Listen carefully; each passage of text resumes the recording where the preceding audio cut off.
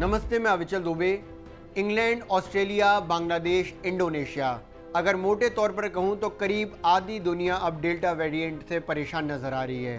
कहीं पर लॉकडाउन बढ़ाया जा रहा है तो कहीं पाबंदियां, कहीं मास्क फिर से लगवाया जा रहा है तो कहीं फिर से एडवाइजरी जारी करी जा रही हैं।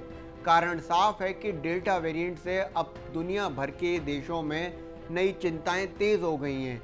ब्रिटेन में जहां पर लॉकडाउन बढ़ा दिया गया है, 4 हफ्ते लॉकडाउन आगे कर दिया गया है, तो सिडनी में भी 2 हफ्ते का लॉकडाउन लगाया गया है। इस वीडियो में खास तौर पर मैं आपको बताऊंगा कि दुनिया भर के कई देशों में क्या खास नए नियम लाए जा रहे हैं, फिर से रूल्स एंड रेगुलेशंस इंप्लीमेंट किए जा रहे हैं।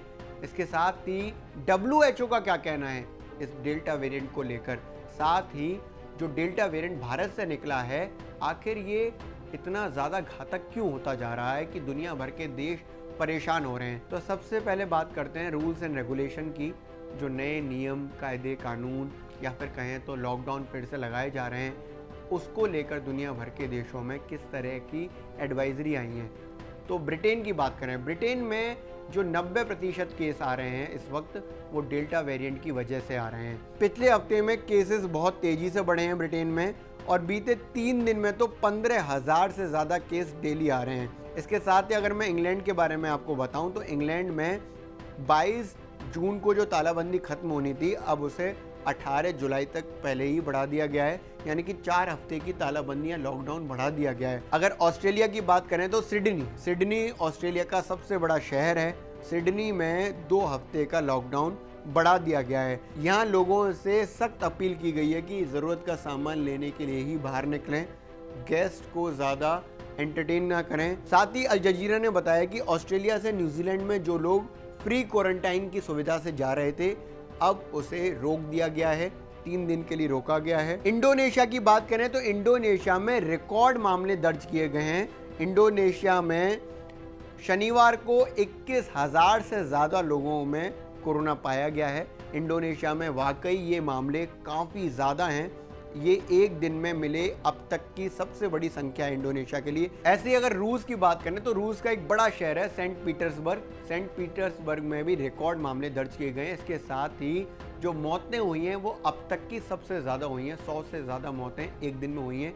तो रूस में भी जो दिक्कतें हैं डेल्टा वेरिएंट की वजह से वो बढ़ने लगी हैं। इसके अलावा अगर इजराइल की बात करें तो इजराइल के बारे में आपको ध्यान होगा कि तेज वैक्सीनेशन की वजह से वहाँ पर मास्क फ्री कर दिया गया था, यानी कि मास्क लगाने की ज़रूरत नहीं थी।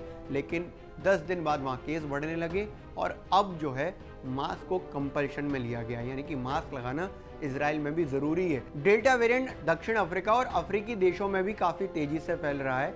अगर मैं बात करूँ डेटा की तो Africa centre for studies control and prevention ने कहा है कि अफ्रीका के 12 देशों में जो डेल्टा वेरिएंट की स्तर है वो चिंताजनक मानी जा सकती है, यानी कि मामले जो बढ़ रहे हैं वो काफ़ी तेज़ी से बढ़ रहे हैं, यानी कि संक्रमण की रफ्तार बहुत तेज़ी से बढ़ रही है।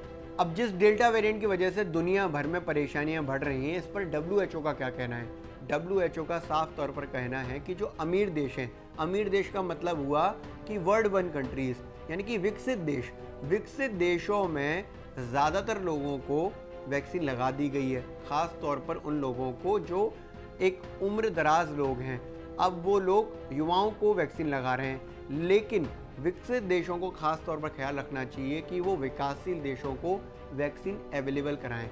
ये सर्वाधिक ज़रूरी है, क्योंकि वैक्सीनेशन ही आखिरी सॉल्यूशन है किसी भी चीज़ का। दुनिया भर में डर फैलाने वाला डेल्टा वेरिएंट आखिर है क्या है।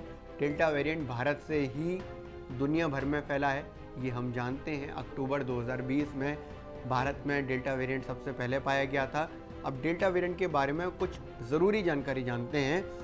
डेल्टा वेरिएंट यानी कि B.1.167.2, ये डेल्टा वेरिएंट का साइंटिफिक नाम है। सबसे पहले भारत में मिला, जैसे मैंने आपको बताया। अक्टूबर 2020 में ये कोरोना का नया रूप पता चला। कैसे पता चला? तो पता ऐसे चला कि जब कोरोना के शुरुआती वेरिएंट्स की स्कैनिंग हो रही थी, तब डेल्टा वेरिएंट के बारे में पता चला। ये लगातार चलने वाला प्रोसेस है, ऐसे ही अल्फ़ा, बीटा या दूसरे वेरिएंट्स पता चले थे। WHO ने ही इसका नाम डेल्टा वेरिएंट रखा। अब तक करीब 90 देशों में ये डेल्टा वेरिएंट फैल चुका है। भारत में जो दूसरी लहर थी, जिस वजह से बेहताशा कोरोना संख्या में बढ़ोतरी हुई, लाखों लोगों की मौतें हुई, उसका कारण डेल्टा वेरिएंट ही था। इसके साथ ही अगर मैं आपको बताऊं तो डेल्टा वेरिएंट को लेकर WHO और ब्रिटेन के एक्सपर्ट्स ने एडवाइजरी जारी करी है, चेतावनी दी है, क्योंकि वहाँ पर 90% कोरोना केसेस डेल्टा वेरिएंट की वजह से ही आ रहे हैं। डेल्टा वेरिएंट की वजह से जिस तरह की चिंताएं दूसरे देशों में हैं, अब वो भारत से गायब हो चुकी हैं।